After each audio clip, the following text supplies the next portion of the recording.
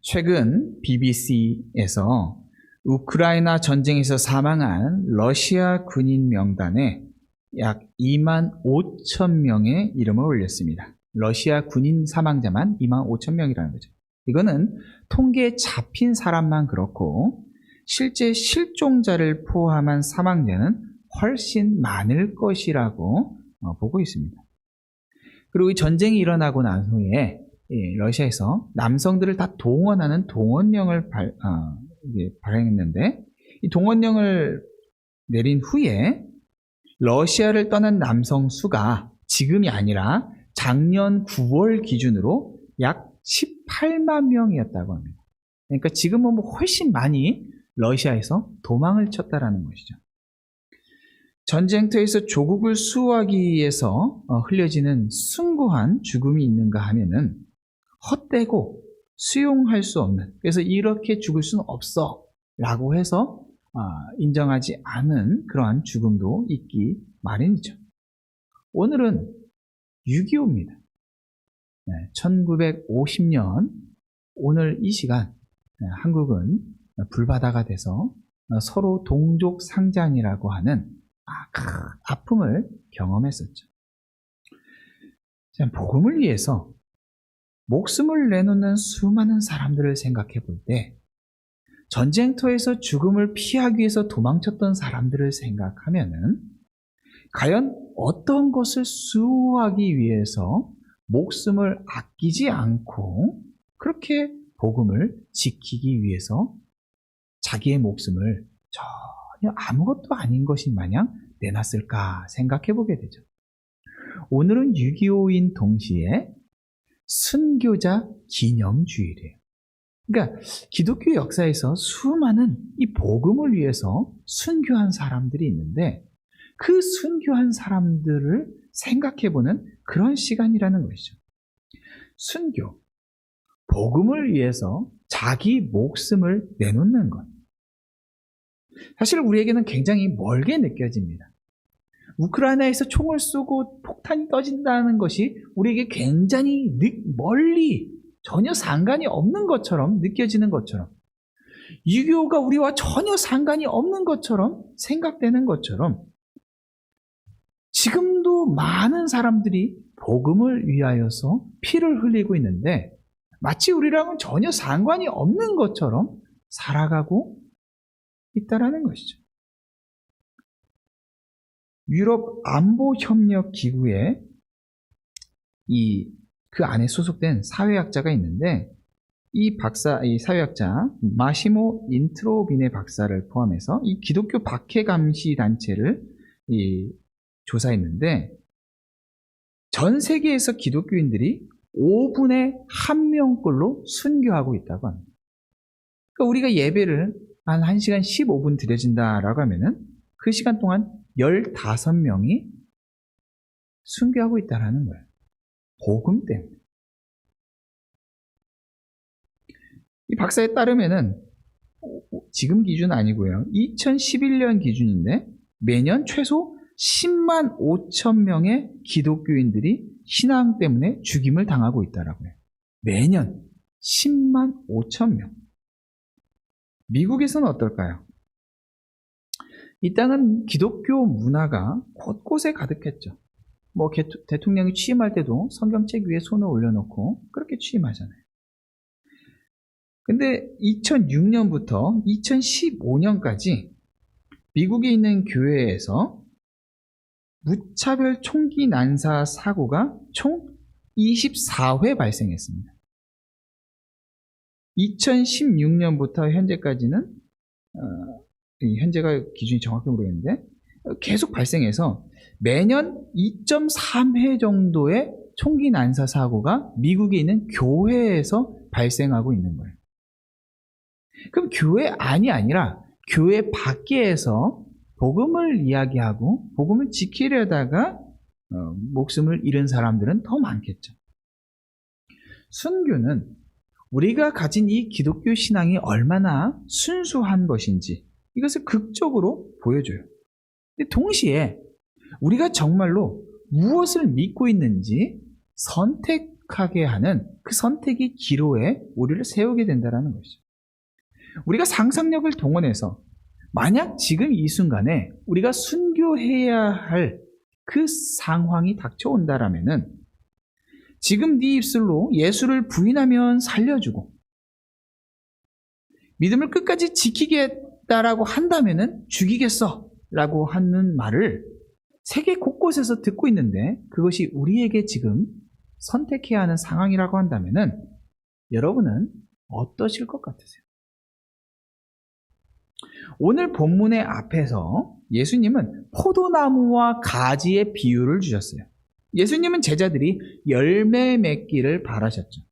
그 이유는 열매를 통해서 아버지께서 영광 받으시는 것을 원하셨기 때문이에요. 15장 8절에서 너희가 열매를 많이 맺으면 내 아버지께서 영광을 받으실 것이다 라고 말씀하셨어요. 예수님의 관심은 아버지의 영광이에요. 이게 우리가 신앙생활하면서 기억해야 할 첫 번째예요. 아버지의 영광. 근데 주님은 우리가 말씀에 순종함으로써 열매를 맺고 열매를 통해서 아버지께서 영광을 받으신다라고 말씀하셨어요. 그러니까 열매라고 하는 것은 결국 이 영광이라고 하는 것은 하나님이 어떠한 분이신지, 하나님이 얼마나 선하신 분이신지, 하나님께서 당신의 자녀들을 어떻게 사랑하셨는지 이런 것들을 드러내심으로써 아버지께서 영광을 받으세요. 이 십자가가 하나님께서 영광을 받으신 가장 이 땅 가운데 영광을 받으시는 통로였죠. 그런데 하나님께서 영광 받기 위해서 우리에게 열매를 요구하시는데 그 열매가 어떻게 주어져요? 바로 순종하는 것. 이 순종이 하나님께서 원하시는 열매라는 거예요. 근데 주님께서 순종을 원하시는 그 순종을 오늘 본문에서는 무엇라 말씀하시냐면은 바로 서로 사랑하라 라고 말하고 있습니다. Love each other. 서로 사랑이래요. 그런데 이 사랑을 요구하시는데 어느 정도로 우리에게 요구를 하시는가 했더니 바로 목숨을 버리기까지 사랑하라 라고 말씀하고 있어요. 오늘 본문은 최소한 표면적으로는 주님께서 원하시는 명령이 오늘 본문에서는 하나님 사랑을 말씀하시는 것이 아니라 하나님을 사랑하라라는 걸 요구하시는 게 아니라 너희가 서로 사랑하라라는 걸 말씀하고 계시다라는 거예요. 하나님을 사랑하기 때문에 목숨을 바쳐라가 아니라 너희가 서로 사랑함으로써 목숨을 바치기까지 서로 사랑하라. 만약에 이 말씀 여러분 듣는다면은 여러분 어떠실 것 같아요? 아니 이런 사랑이 가능할까요? 아니 애당초 사랑이라고 하는 것이 명령을 통해서 따를 수 있는가라는 질문이 먼저 찾아오게 되겠죠. 아니 어떻게 사랑하지 못하는 대상을 누가 나에게 명령했다라고 해서 사랑할 수가 있겠어요? 누가 여러분에게 명령한다고 해서 내가 미워하는 사람을 사랑할 수가 있겠어요? 불가능해요. 그 말 자체가 이상한 말이에요.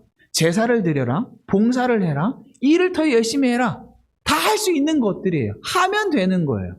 그런데 사랑하라. 명령을 통해서 사랑할 수 있냐라는 거예요. 불가능해 보이죠. 물론 세상에서도 이런 것들을 가능하게끔 보여지는 것들이 있기는 해요. 오래전 TV에서 북한의 김일성이 죽었다라는 소식을 TV에서 보여주면서 북한 현지의 장면을 보여주는데 북한의 국민들이 막 울고불고 난리가 났어요. 막 혼절을 해요. 세상이 끝난 것처럼 김일성 부자를 향한 김정일 부자를 향한 이 북한 주민들의 이 절절한 사랑이 얼마나 큰지 막 마치 그를 따라 죽기라도 할 것인 것 마냥 그렇게 반응하는 모습을 봤어요. 그들은 이 독재를 유지하기 위해서 국민들을 속였어요. 출생부터 그들의 일생 전부를 거짓으로 꾸며냈고, 북한의 주민들은 어려서부터 그들의 이야기를, 거짓된 내용들을 들으면서 자랐어요. 그래서 그들을 사랑하는 것이 그들에게 마땅한 삶인 것처럼, 마땅한 인간됨인 것처럼 배우면서 자랐고, 그렇게 김일성 부자는 그런 사랑들을 받아냈죠. 하지만 이것들은 모두 다 거짓에서 시작됐고 거짓된 사랑을 만들어낼 수밖에 없었어요. 주님이 우리에게 명령하신 사랑은 그런 독재자가 요구하는 사랑과는 전혀 종류가 달라요. 사랑하지 않으면 너 어떻게 돼? 라는 식의 요구가 아니라는 거예요.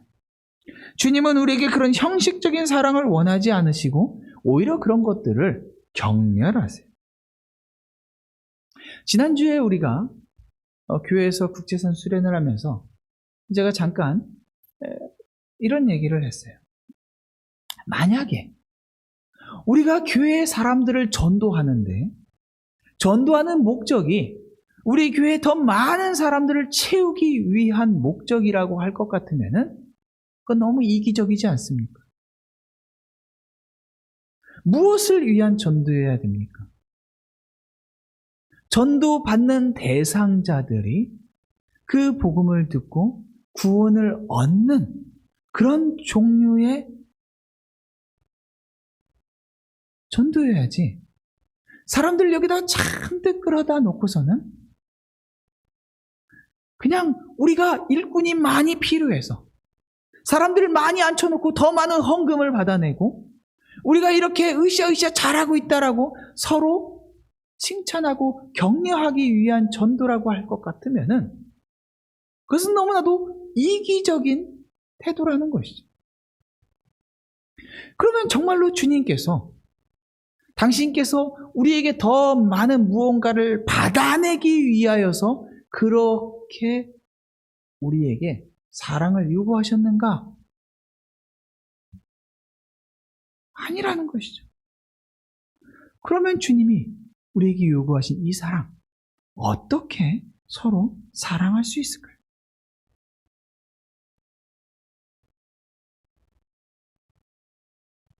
먼저는 이 사랑이 우리에게 이미 주어졌다라는 거예요. 하나님으로부터 우리에게 주어졌어요. 예수님은 제자들에게 무턱대고 사랑하라고 말씀하시지 않고 서로 사랑해야 할 이유를 먼저 예수님 안에서 꺼내어서 그들에게 주십니다. 9절에서 뭐라고 말씀하세요? 나도 너희를 사랑하였으니 너희들 나의 사랑 안에 거하라 라고 말씀하세요. 예수님이 내가 너희를 먼저 사랑했어. 그런데 예수님이 사랑하면서 그 사랑의 시작점이 어디에서 나오냐면은 아버지예요. 아버지께서 나를 사랑하셨고 그 사랑하신 것처럼 나도 너희를 사랑했다라는 아버지의 사랑이 얼마나 컸겠어요. 예수님께서 그들에게 사랑한다, 사랑한다, 사랑한다. 너희도 사랑해라, 사랑해라 말씀하시는데 여기에서 내가라는 말을 계속해서 반복하세요. 여러분, 사랑을 많이 받고 자란 자녀가 사랑을 받을 줄도 알고 줄 줄도 알아요. 사랑을 많이 받고 자란 아이들은 좀 달라요. 태가 나요. 제가 고아원에서 잠깐 아이들하고 여기 지내면서 이 발견한 아이들의 특징은 거기에 지내는 대부분의 아이들이 뭐 웃고 떠들고 장난도 치고 하지만은 기본적으로 아이들이 자기 방어적인 습성을 가지고 있어요. 어떤 조금이라도 무언가 잘못하고 실수했을 때 그것으로부터 비난받으면은 자기를 보호할 수단이 없다라고 여기는 진짜 자기 편이 없기 때문에 계속해서 자기를 방어하려고 해요. 그리고 그 안에서 누가 힘이 더 센지를 계속해서 눈치를 봐요. 그러니까 애들이 눈치가 굉장히 빨라요. 그 안에서 권력의 구조가 어떻게 바뀌는지에 굉장히 민감해요. 제가 외부인이지만은 거기에서 가서 무언가 이야기를 할 수 있는 사람이라는 것들을 아이들이 눈치채니까 그것들에 어떻게 해서든지 좀 기대해 보려고 저와의 관계도 계속해서 그런 식으로 엮어지는 것들을 발견하게 된다는 거예요. 그런데 부모의 사랑은 그런 식이 아니에요. 부모의 사랑은 아이들 편이에요. 아이가 잘못했어도 먼저 우리 아이를 보호하는 것들을 아이들은 알고 있어요. 하나님 아버지로부터 예수님에게 오신 그 사랑은 이 세상에서 누구도 경험하지 못한 완전하고 온전하신 사랑이에요. 아담의 범죄 이후로 사람은 타락했고 망가진 세상을 살아가고 있어요. 그런데 이 세상에 선하고 아름답고 이 세상에 귀하다라고 하는 모든 것들은 사실 주님의 이 성품과 주님의 사랑이 담겨져서 나온 것들이에요.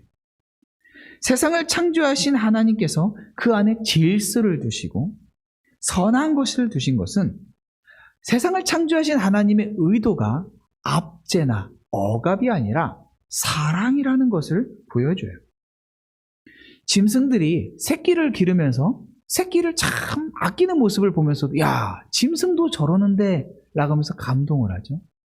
그러한 사랑도 사실은 하나님의 사랑이 그 안에 파편적으로 들어가 있기 때문에 보여지는 현상들이에요. 그러한 사랑이 하나님께서 세상을 창조하시기 전부터 하나님 안에 있었어요. 삼위일체 하나님 안에 아버지가 아들을 사랑하고 아들이 아버지를 사랑하는 성부, 성자, 성령의 이 관계 안에 사랑으로 충만한 사랑이 그 안에 가득했어요. 무한한 사랑이 그 안에 있었고 아들 예수님은 그 사랑을 경험했어요. 예수님께서 제자들에게 내가 너희를 사랑한 사랑은 하나님 아버지께서 나를 사랑하신 사랑으로 그 동일한 종류의 사랑으로 너희를 사랑한 것이다 라고 말씀하고 계시는 거예요. 그러한 사랑을 경험해 본 사람이라고 한다면 그 사랑 밖으로 떠나서 살아가는 것은 상상할 수가 없어요. 사랑을 받아본 사람은 그 사랑하는 대상이 나에게서 멀어진다, 떨어진다, 상상할 수 없는 거예요. 그래서 예수님께서 내가 너희를 사랑하는데 너희가 내 사랑 안에 거해야지 라고 말씀하고 계시죠. 내 사랑 안에 거하래요. 9절에 내가 너희를 사랑하였으니 나의 사랑 안에 거하라.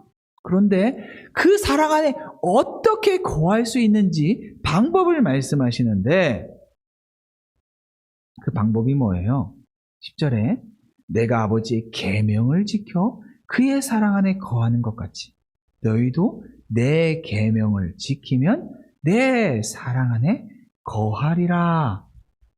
계명을 지키는 것이 예수님의 사랑 안에 거하는 방법이라고 말씀하고 있어요. 여기서 혼동하면 안 되는 것이 우리가 계명을 지켜냄으로써 하나님이 우리를 사랑하는 것이 결과로 따라오는 것, 원인이 우리의 계명 지킴이고 그 결과가 하나님의 사랑을 만들어내는 것이라고 말하고 있지 않아요. 이걸 헷갈리면 안 돼요. 예수님이 반복해서 계명을 지키라고 말씀하실 때마다 이 계명 지키는 것은 우리가 예수님을 사랑하는 증거라는 차원에서 말씀하고 있어요. 요한복음 14장 15절에 너희가 나를 사랑하면 나의 계명을 지키리라 라고 말씀하고 있어요. 계명 지키는 것은 우리가 주님을 사랑하기 때문에 결과로 나타나는 결과예요. 그리고 우리가 주님을 사랑하는 것은 요한 1서 4장 19절에 우리가 사랑함은 그가 먼저 우리를 사랑하셨음이라 라고 말씀하고 있어요. 아버지께서 우리를 사랑하셨고 우리가 주님을 사랑해요. 그렇기 때문에 계명을 지킨다라는 거예요. 그러니까 계명을 지킴으로써 주님의 사랑 안에 거한다라고 말하는 것은 주님의 사랑을 없는 사랑을 만들어내는 것이 아니라 이미 우리를 향하여서 아들을 내어주실 만큼 완전한 사랑으로 찾아오신 그 사랑 앞에 그 사랑을 누리면서 살아가는 것을 의미한다라는 거예요.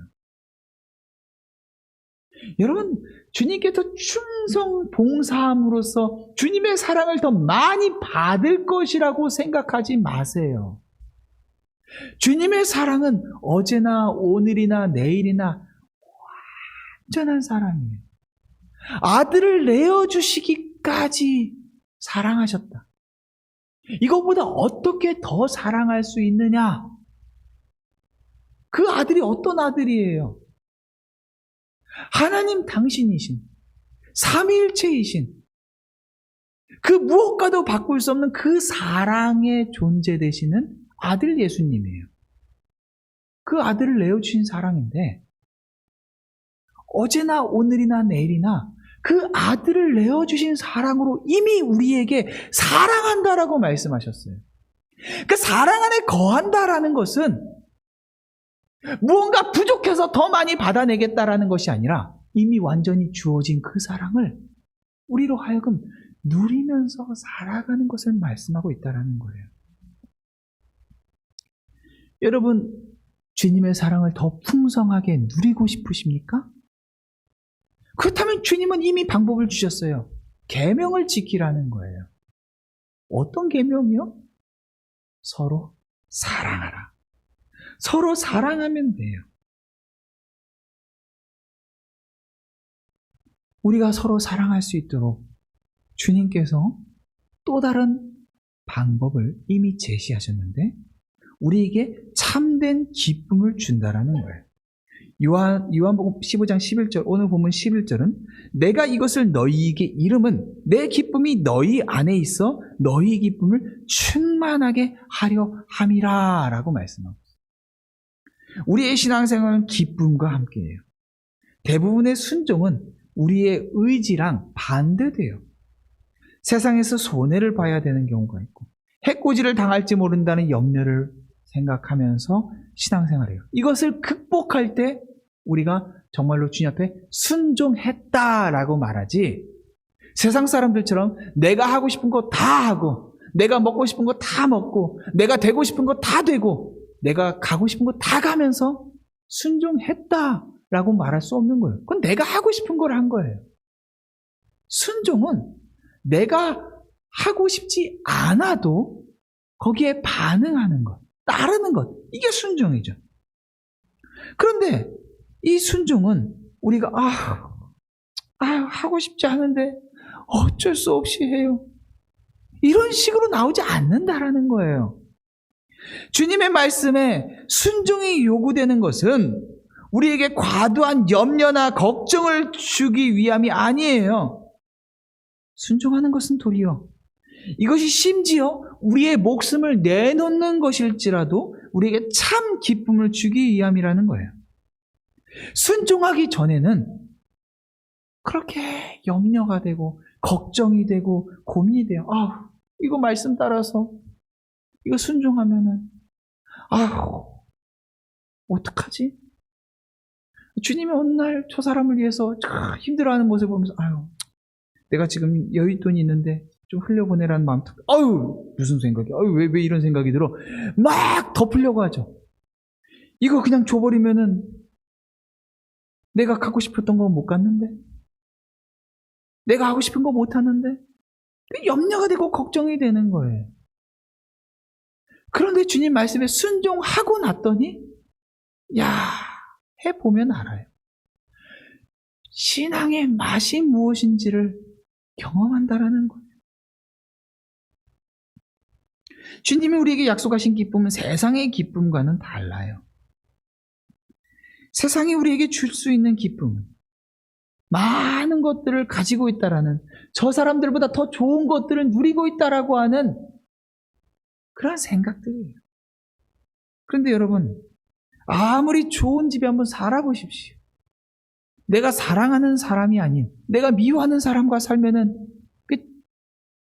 대궐 같은 집이라도 지옥이 되는 거예요.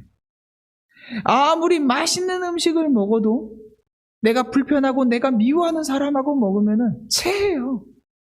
즐겁지가 않아요. 라면을 먹어도 일단 펄펄 사랑하는 사람들과 일을 하고 수고하다가 먹는 라면은 그렇게 맛있고 즐거울 수가 없는 거예요. 주님이 주시는 그 기쁨은 뭐라고 말씀하세요? 내 기쁨이 너희 안에 있어 너희 기쁨을 충만하게 한다는 거예요. 주님의 기쁨이 우리 안에 있어서 주시는 기쁨이라는 거예요. 그게 참된 기쁨이죠. 예전에 제가 한 선교단체 직장 생활하고 있을 때인데 주님이 부르셨어요. 직장을 그만 나와라. 내가 널 좀 쓰겠다. 고민이 되는 거야. 사표를 낼까 말까 그렇게 고민이 됐어요. 이 휴가를 맞이해서 한 선교단체에 집회에 참여를 했는데 큰 사람들이 막 많이 구름대처럼 몰려들었어요. 소그룹, 조그마한 이제 세미나가 따로 있어서 거기를 참여했는데 거기서 한 선교사님이 이런저런 얘기를 하다가 자기 꿈 얘기를 하는 거예요. 제가 꿈인지 환상인지 정확하게 기억이 나지 않습니다. 라고 하면서 이야기를 꺼내시는데 말씀하시기를 자기가 예수님과 같은 집에 살고 있었다라는 거예요. 아침에 일어나면은 예수님이 거실에 항상 웃으면서 아들아 잘 잤니? 라고 말씀하시죠. 예수님 굿모닝, 예수님 사랑해요, 예수님 일어나셨어요. 예수님과 한 집에 살아가니까 얼마나 기뻤겠어요. 아침에 일어날 때마다 예수님이 환하게 내가 사랑하는 예수님이 나를 안아주시고 나를 맞아주시니 천국이죠. 그것보다 더 큰 기쁨이 어디 있겠어요. 아침마다 눈 뜨면 언제나 그 자리에 계신 예수님 너무나도 황홀한 거예요. 그런데 어느 날 아침에 방문을 열고 거실에 딱 나왔는데 예수님이 안 보여요. 이상하다. 예수님 방문을 똑똑똑 두드립니다. 예수님 일어나셨어요? 예수님 잠깐만 나갈게 라고 하면서 나오셨는데 예수님 늦잠 주무시지 않았는데 평상시랑 다른 모습이 이상하다. 근데 그냥 그럴 수도 있지 하고 넘어갔어요. 근데 이런 일이 몇 번 반복되다 보니 이 마음이 이상한 거죠. 예수님이 뭔가 있는데 예수님 요즘에 불편한 일이 있으세요? 힘든 일이 있으세요? 예수님 말을 안 한다라는 거야. 예수님이 아들아 내가 널 참 사랑한다. 예수님 저도 예수님 사랑하죠. 예수님 정말 저 주님 사랑합니다. 그렇게 그냥 넘어갔다라는 이게 또 몇 번 반복됐어요. 나중에는 예수님이 나오셨는데 뭔가 눈물을 닦은 것 같은 모습이 보여진다는 거예요. 답답한 거죠. 물어봐도 대답을 안 해주고. 여러분 사랑하는 사람이 무언가 때문에 힘들어하고 어려워하는 모습을 보는 것만큼 괴로운 게 없어요. 그걸 또 이야기하지 않으면 얼마나 속이 답답하겠어요. 예수님한테 몇 번을 불렀어요. 예수님 도대체 뭡니까? 뭐 때문에 그러십니까? 제가 예수님 사랑하는 거 아시잖아요. 너무 답답합니다. 말 좀 해주세요. 뭐가 그렇게 예수님을 속상하게 합니까? 그렇게 말씀을 안 하시던 주님이 어느 날 드디어 입을 떼시는데 아들아 내가 널 참 사랑한다. 예수님 알아요. 저도 주님 사랑해요. 도대체 뭡니까? 뭐 때문에 예수님 그렇게 힘들어 하십니까? 아들아 내가 너를 사랑하는데 내가 너를 사랑하는 것만큼 너를 같이 사랑하는 사람들이 있다.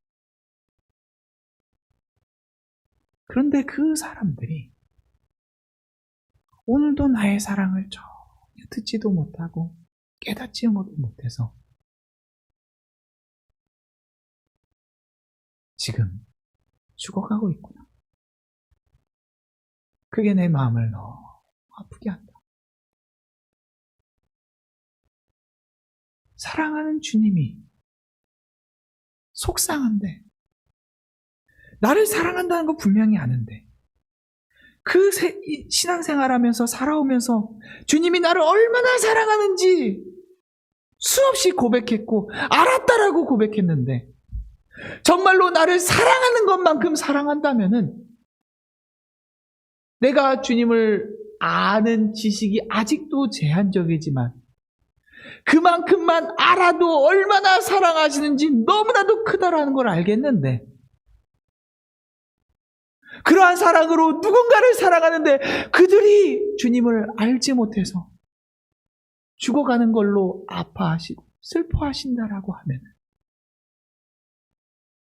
그거 어떻게 견딜 수가 있냐?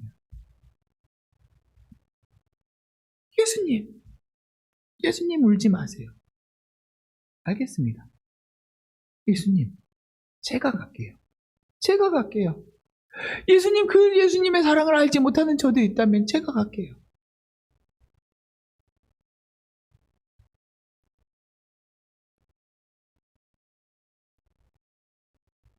수없이 예수님을 사랑한다라고 내 입술에서 평생을 그렇게 노래하고 기도하고 눈물을 흘렸지만 정말로 예수님의 사랑이 향하고 있는 저들을 향해서는 무관한 마음을 가지고 있다면 내가 이해하고 내가 아는 예수님의 사랑은 철저하게 이기적이고 나만을 아는 왜곡된 사랑이라는 것이죠. 주님이 저를 부르셨는데 어떻게 해서든지 피하고 싶어서 무섭고 떨려서 머뭇머뭇거리고 있는데 그 선교사님의 그 이야기를 들으며 그 이야기가 제 마음을 쳤어요. 주님, 알겠습니다. 주님을 사랑한다라고 하는 이 고백이 내 마음에 정말 진실한 고백이라면 주님이 사랑하는 그들을 위해서 내 삶이 드려지는 게 마땅하지. 그래서 사표를 낼 수 있었습니다. 주님을 사랑하십니까? 주님이 기뻐하기를 바라십니까? 주님이 우리 안에서 기뻐하기를 원하십니다. 우리가 주님을 알고 주님께 순종할 때 주님 기뻐하세요. 그 주님의 기쁨이 우리 안에서 충만하기를 바라세요. 사랑하라는 거예요. 사랑하는데 이 사랑이 어느 정도라는 거예요. 목숨도 아끼지 않는 사랑으로 서로 사랑하라는 거예요. 이게 문제죠. 그냥 사랑해라 라고 하면 알겠어요 하면서 가서 맛있는 것도 먹이고 도움도 주고 만나고 사랑했다 라고 말할 수 있잖아요. 그런데 주님은 정확한 기준을 주세요. 어느 정도예요? 사람이 친구를 위하여 자기 목숨을 버리면 이보다 더 큰 사랑이 없나니. 주님이 원하시는 사랑은 목숨을 아끼지 않는 사랑이라고 말씀하고 있는 거예요. 마음이 어려워져요. 목숨을, 아니 어떻게 목숨까지 내어주면서 남들을 사랑하라고 하십니까? 여러분 하실 수 있겠습니까? 그런데 사실 문제는요, 목숨이 아니에요. 사실은요, 여러분 다 목숨 내놓을 수 있는 사람들이에요. 문제는 대상이 누구냐예요. 여러분 대부분 자녀가 있죠? 자녀를 지키기 위해서 여러분의 생명을 내놓는다라고 한번 생각해 보세요. 어렵습니까? 어떻게 내 자녀를 위해서 목숨까지 내나? 이런 분 있습니까? 없어요. 기꺼이 내놓겠다라고 생각이 들어요. 왜요? 사랑하니까. 이 세상 무엇과도 바꿀 수 없는 목숨이라고 생각했는데 대상이 사랑하는 대상이다 보니까 이미 내 목숨이 그 안에 있는 거예요. 내 자녀에게 이미 목숨을 준 거예요. 자녀를 살리기 위해서 희생한다? 전혀 망설여지지 않는 거예요. 사랑하기 때문에 여기서 이 친구를 위해서, 친구를 위하여라고 했죠. 이 친구라는 거는 헬라어 필로스라는 단어인데, 여러분 사랑을 뜻하는, 사랑하다라는 필레오라는 단어가 있어요. 아가페도 사랑한다는 뜻이고, 여러분 필레오도 그럽니다. 이 필로스는 필레오와 같은 어근을 가져요. 그러니까 친구라고 번역된 이 단어는요, 사랑하는 자들이라는 뜻을 가지는 거예요. 사랑하는 자들. 그러니까 사랑하는 자들을 위하여 자기 목숨을 버리면이라고 번역할 수가 있어요.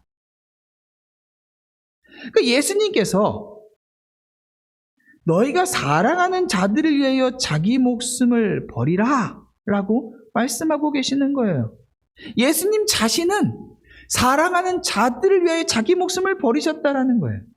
그렇게 순종하면요, 뭐라는 거예요? 14절에 너희들 나의 친구, 즉 나의 사랑하는 자들이야 라고 부르신다라는 거예요.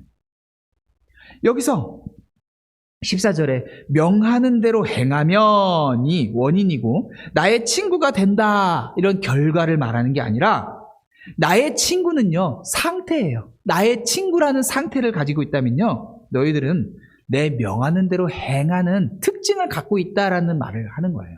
그러니까 너희들이 내 명하는 대로 행하는 자들이라면은 너희들은 이미 내 친구라는 것을 드러내는 거야 라는 뜻이라는 거죠. 즉 친구로 여기는 사람에게, 가장 가까운 친구, 사랑하는 자들에게는 목숨까지 내놓는 것이 여러분 자연스럽다라고 생각하시지 않아요? 자연스러운 거예요. 이미 그만큼 사랑하고 있기 때문에. 우리는 이 본문이 예수님의 십자가를 가리키고 있다는 걸 알아요. 예수님은 이 말씀을 하시고 잠시 후에 잡히셔서 십자가에 달리셨어요. 내일 아침이면 십자가에 달리실 걸 아시고 말씀하고 계시는 거예요. 제자들을 사랑하셨기에 그들을 위하여 목숨을 아끼지 않으셨어요. 그렇다면 질문이에요. 여러분이 정말로 주님을 사랑한다면, 정말로 주님을 친구라고 여기고 있다면, 우리는 우리에게 주어진 이 목숨을 어떻게 대해야 하겠습니까? 우리가 정말 주님의 친구라고 불리움 받은 자라면, 주님은 우리를 위해서 사랑하기 때문에 목숨을 내주셨는데, 나는 나 살겠다라고 내 목숨을 쟁여두고 살아간다면 친구를 배반한 것이 되는 것이죠. 근데 주님은 이 본문에서 이 사랑을 주님을 위해서가 아니라 제자들끼리 서로 성도들을 향하라고, 성도들을 사랑하라고 말씀하고 계세요. 충격이죠. 우리가 정말로 주님을 사랑한다면 우리로 하여금 서로를 사랑하라고 말씀하고 있는 거예요. 우리를 위해 아낌없이 목숨을 내어주신 주님을 배반하지 않는 친구라고 한다면은 서로 목숨을 아끼지 않도록 그런 사랑으로 사랑하고 있으라는 거죠. 여러분, 주님과 가까운 친구로 부름받았을 때 그 친구로 살아가는 것을 얼마나 귀하게 여기고 계십니까? 15절에 주님은 우리에게 이제부터 너희를 종이라 하지 아니하고, 종은 주인이 하는 것을 알지 못하기 때문에 종이라고 하지 않는데요, 대신에 너희를 친구라고 부른대요. 왜냐하면 내가 내 아버지께 들은 것을 다 너희에게 알게 하였기 때문이라는 거예요. 친구래요. 주님 우리를 친구라고 부르셨어요. 여러분, 종이 되기를 원하세요? 친구가 되기를 원하세요? 종은요, 명령에 순종해야 돼요. 친구도 순종해요. 근데 종은요, 명령을 따르지만 왜 따라야 하는지 몰라요. 어쩔 수 없이 따르는 자들이에요. 근데 주님은 우리에게 그렇게 말씀하시지 않아요. 왜 주님 목숨까지 내놓으라고 하세요? 종들은 이해가 안 돼요. 그런데 친구는요, 아버지로부터 들은 것들을 다 들어서 그 마음이 열려서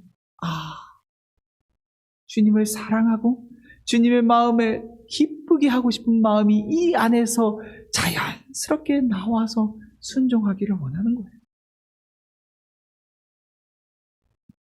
누구도 당신 순교하겠습니까? 라고 물었을 때 당당하게 순교하겠습니다! 라고 말하는 사람은 많지 않아요. 제가 어렸을 때 종말론 교회에서 잘못 배운 것 중에 하나가 많은 것을 잘못 가르쳤죠. 근데 그 중에서 휴거 받지 않고 나중에 남아서 대환란 기간을 지내는데 순교해야지만 그때는 구원을 받는다 이런 식으로 얘기했어요. 그러니까 순교를 구원의 조건이라고 내놨던 거예요. 그렇게 한다면은 순교할 만하겠죠. 영원히 지옥 가는 것보다는 당장 목숨을 아끼고서 살아남는 것이 영원히 살아있는 것이라고 한다면 순교할 만한 거 아니겠어요? 근데 주님께서 원하시는 것은 그러한 순교가 아니에요. 주님께서 우리에게 원하시는 것은 진짜 사랑의 열매로 그렇게 하지 않고는 걸어갈 수밖에 없어요. 너 순교할래? 여기에 머뭇거리고 있는 사람에게 당신 주님을 진정 사랑하십니까? 라고 묻는다면 무엇라 대답하겠어요? 당신 정말 주님의 진실한 친구가 되기 원하십니까? 라고 묻는다면 뭐라고 대답하겠어요? 모두가 네, 그렇지요. 나는 부족하고 연약하지만 주님 사랑합니다. 나는 주님 앞에 참 부끄러운 사람이지만 친구 되기를 원합니다.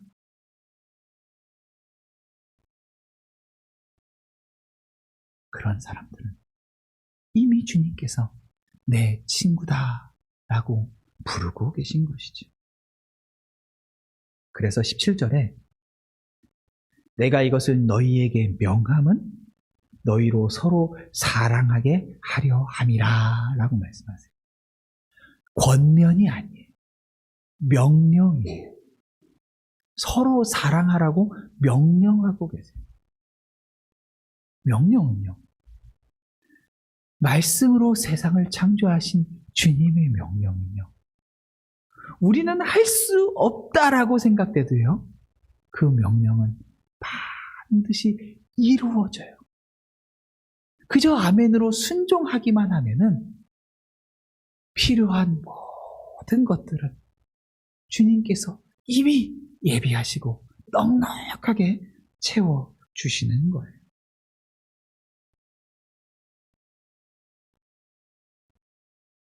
사랑하는 성도 여러분, 주님의 사랑이 여러분 안에 얼마나 크게 찾아왔는지 알고 계십니까? 이미 우리를 위하여 아낌없이 먼저 당신의 목숨을 내어주신 주님께서 이제 우리에게 서로 사랑하라 라고 말씀하고 계십니다. 정직하게 말씀을 준비하면서 제 안에 너무나도 부끄러운 마음이 가득했습니다. 주님께서 원하시고 기대하시는 사랑과 너무나도 동떨어져 있는 저의 마음을 발견했습니다. 그러나 주님 앞에 아멘으로 화답하면 주님 그리하겠습니다 라고 주 앞에 아멘으로 화답하면 주님께서 우리 안에서 이미 계획하신 일들을 이룰 줄 믿습니다. 오늘 주님께서 우리에게 명령하신 서로 사랑하라 이 말씀이 우리의 인생에 주님의 사랑 안에 머물고 주님의 사랑으로 기쁜 신앙생활하는 주님의 예비하신 선물인 줄 알고 아멘으로 순종하는 여러분들 되시기를 주님의 이름으로 축원합니다.